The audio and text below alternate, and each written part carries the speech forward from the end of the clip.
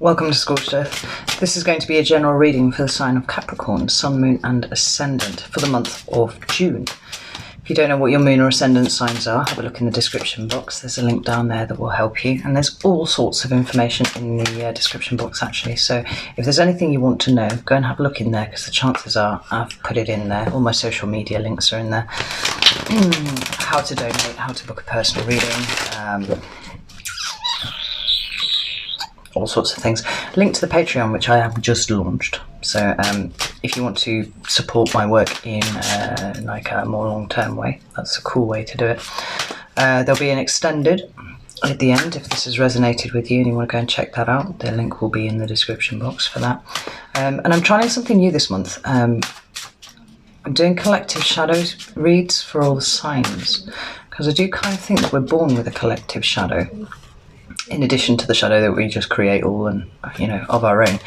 So they're very short. They're only like 5-10 minutes tops, and it's only using 3 cards. But if it's something that you're interested in, I'd love to get your feedback on that, and I'll look at fleshing them out with decks that are suitable for such work, and I have numerous ones of them. So yeah, that's all cool. I'm doing a live stream on Saturday, which is the 30th of May.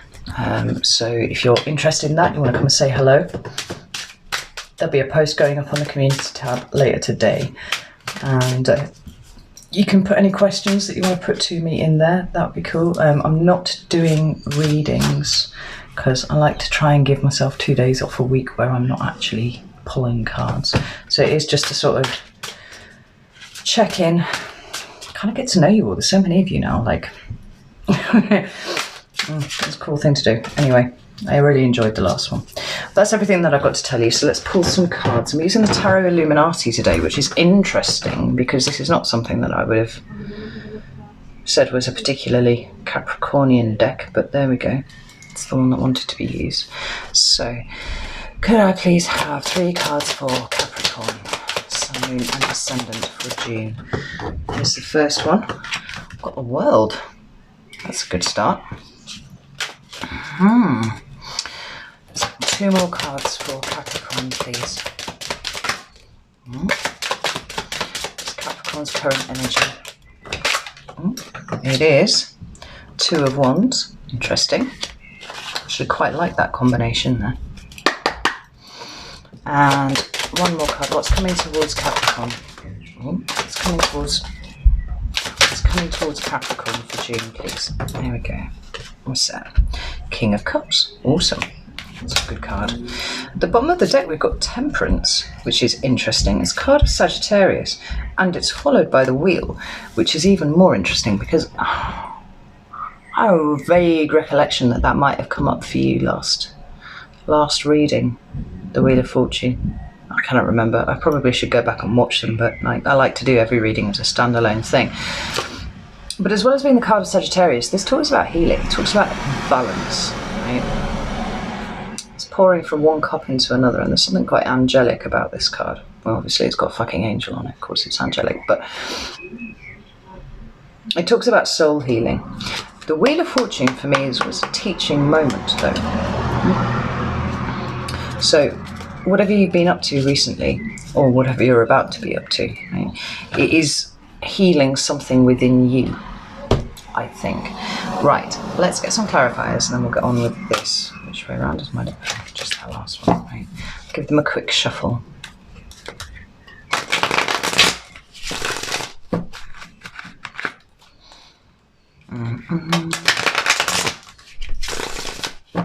So, why is the World here, please? Oh, I've got the 8 of Pentacles. Not at all surprised to see that there for you, Capricorn.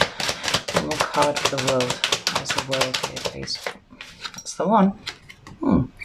2 of Swords. Interesting. Why is the 2 of Wands here for Capricorn? Ooh, Death. Nice. Card of Scorpio in the Major Arcana. Why is the 2 of Wands here? Queen of Cups. Interesting. Oh, because that's a pair now. I've just noticed that. We've got King and a Queen of Cups. Right there. Right. Why is the King of Cups here? please. We've got the Hanged Man, which is another water card. It's the card of Pisces. There's the Hanged Man here. And the Four of Cups. Very cup heavy. At the bottom of this deck, we've got the Eight of Swords and the Ace of Pentacles. Now, I seem to recall, and I do recall this, is that you've been itching for a new start for a little while now. And I think the last reading or two, it has been you implementing that new start. And most of it was off the fact that you were feeling very stuck and very restricted where you were. You know, if this is a work reading, and it quite possibly is because you're Capricorn and that's what you love, no shade, I'm a Capricorn ascendant, then your new start was designed to get rid of this feeling that you've got here. If it's a relationship reading, I mean, the same applies. To use your discernment and check out how it, you know, resonates with you. Are you fucking kidding, really?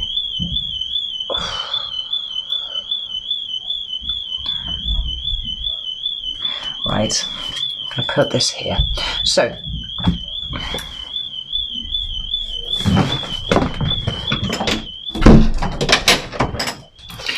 not completely eliminated, but better. So the first card that you've got is the World. It depicts the 4 fixed signs on it. So that's Leo, Taurus, Scorpio and Aquarius.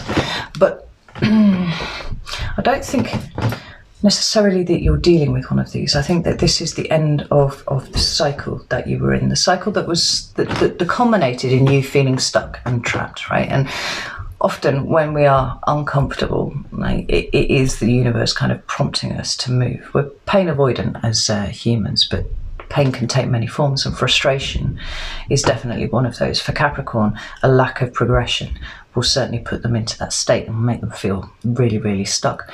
But it seems this new start that you were after has been now implemented, and you've closed out this old cycle.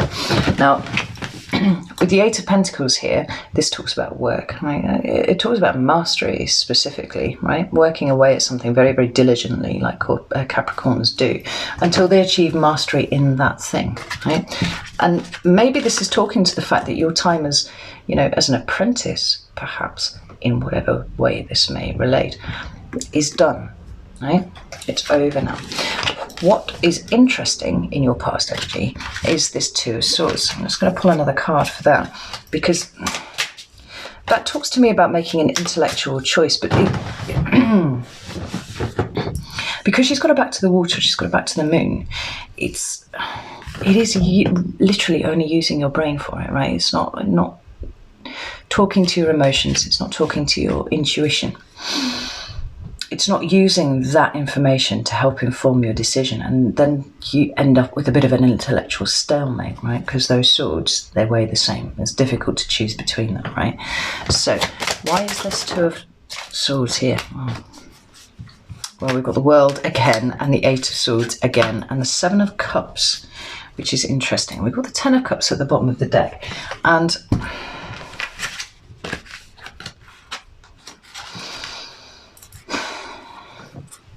the World, Eight of Swords and the Seven of Cups. I feel like this is talking to the fact that this decision, this ending of a cycle is kind of two-pronged, right? Not only have you achieved mastery in the field that you were working in, right? So you're ready to look for pastures new, so that you can progress further. But with these cups here, this feels like it's a work-life balance kind of situation here, right? We've got this Ten of Cups at the bottom of the deck, which is this emotional fulfillment, and often depicts the family, which is what we've got here. You know, if you've got children, maybe you've been looking at ways that you can spend more time with them. But the Seven of Cups is a card that talks about having lots and lots of options. And maybe you have felt, maybe what it was that made you feel stuck was the fact that you knew you had to devote a certain amount of time to get to where you are, in order that it liberated you to be able to make the decision about where you worked and stuff. You had to reach a certain position before you got that level of freedom to be able to negotiate your work-life balance a little harder, right? I've got the Magician at the bottom of the deck now. Yeah, the Magician's a very powerful card. This is a manifester, and it seems like we're putting the work in has borne fruit for you. Okay? Now, the card in your current environment is the Two of Wands, and the reason why I said I like this was because you've already got this ending here, right? This Two of Wands it's quite a low card, right? From the world, you go back to the Fool, right? Start the Fool's journey all over again. But from a 10, you go back to an Ace and then a 2. Now, it seems like now you've ended that cycle and you've got to where you wanted to be.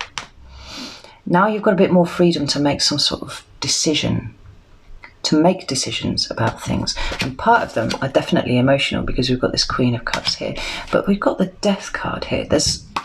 And it could be that there's a Scorpio involved in your decisions somewhere, but it feels like a transformation of sorts is actually more on the cards. And is it a transformation of you, potentially?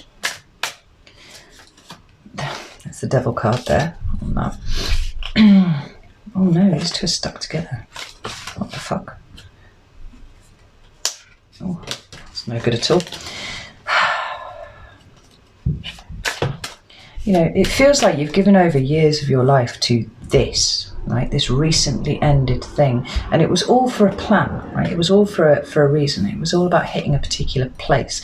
Now you've hit that place, you want to incorporate more of the emotional side into things. Maybe you feel like you've missed out quite a bit over the past few years, right?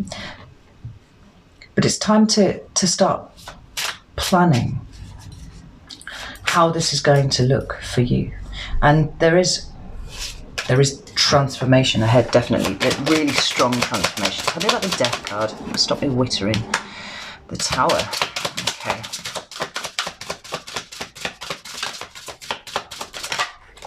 And the Empress. Okay. Tell me about this Queen of Cups.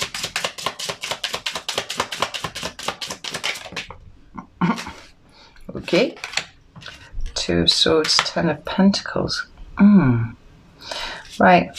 Yeah, there's a tension here between these two states. Like, you've given an awful lot of yourself to your work, right? Loads and loads to it. But the Tower's hit. And here's this pregnant woman here. Like, maybe you're ready to start a family, right? Maybe this is what this is. But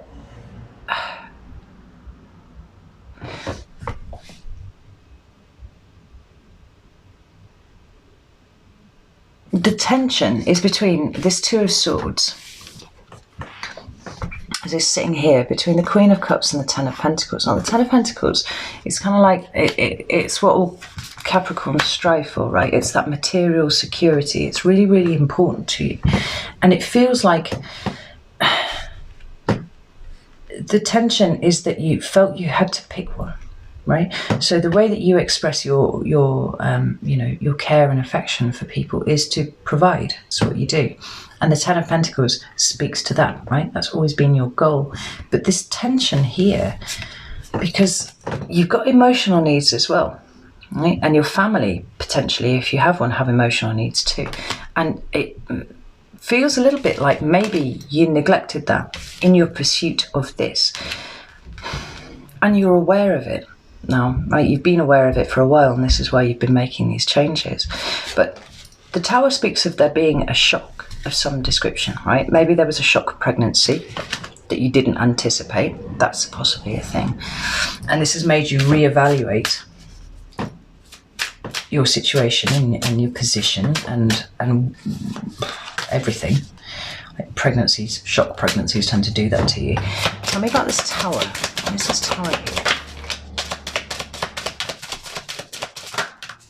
But it could even be something as simple as just suddenly realising how much time has gone past, right, since you started on this road.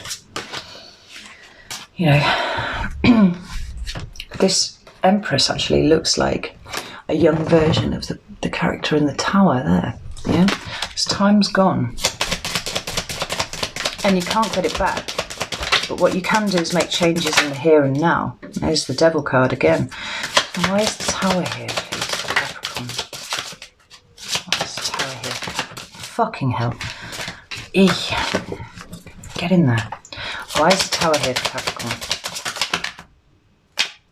I swear down, this deck is taking the piss out of me now. Right. One more time. I'm just going to pick a different deck. Why is the Tower here? Alright. Okay. Fine. We've got Death and we've got the Hermit, right? That's introspection. Big time introspection. But it's also wanting to make some massive fucking changes as well. Like, maybe you have just changed, right? We've got Death twice here, right? And that is a relentless energy. That is ultimate transformation we're talking about there. And then we've got the Hermit. Like, there's been introspection. I feel like you feel like a lot of your... I feel like you feel like... So much time has gone by, right? And you're definitely on towards this. But at what cost, right? It's not a cost that you're willing to pay any longer, which is... It's a good point to hit this because you're already well on the way to this. Right? So this is kind of taken care of. Now it's about your emotions, your emotional state, and those that you care about as well. Right? There's more than one way to skin a cat, and there's more than one way to show your love and appreciation and care for those people who are in your life. Now, what's coming towards you in June, interestingly enough, is the King of Cups. Now, I almost said there was a pair on here, and there is. It's King and Queen of Cups, but I don't feel like that's necessarily relevant. With this Queen here, this feels like it's a kind of yearning. It's a yearning energy to me, right? She's very focused on that cup there. She's not really seeing much else. But it's very open, a very receptive energy. The Kings are always much more active. And it feels like this is you kind of bringing in these changes, right? Whatever it is that you're contemplating here, and remember all of this was coming out underneath the Two of Wands, which is that contemplation card for me, right? It's the planning card. These are all the changes that you're planning to make. This is kind of bringing them out into the 3D, right? This is now making this more of your ethos than just being about work. Because the two cards that we've got to clarify are the Hanged Man and the Four of Cups, right? Now, I feel like this may well have been you for quite a long time. Now, don't bother me with emotional stuff. I'm really, I've got my head down. I'm trying to work, right? I'm a Capricorn ascendant. I can relate. But this Hanged Man here is a complete change in perspective for you, right? It's kind of older and wiser. And you're not about this, rejecting emotions anymore. Like you're thoroughly, in fact, embracing them, right? In true Capricorn fashion, you're not doing anything half-assed, right? You go from one extreme to the other. And that was your previous extreme. Like, don't bother me with this. I'm busy working. To I am now. King of Cups. Four of Cups, please. But the awesome news is, because you are so very capable, right, we've got the Magician again. Like, you can do literally anything that you put your mind to, and you've got a fire in your belly about this. We've got the Ace of Wands, right? There's an urge in you to fill other bits of your soul that work now does not nourish, right, in a way that it did maybe, for the last 10 years or something like that, however long it's been that you've been working away to reach the level that you are now at,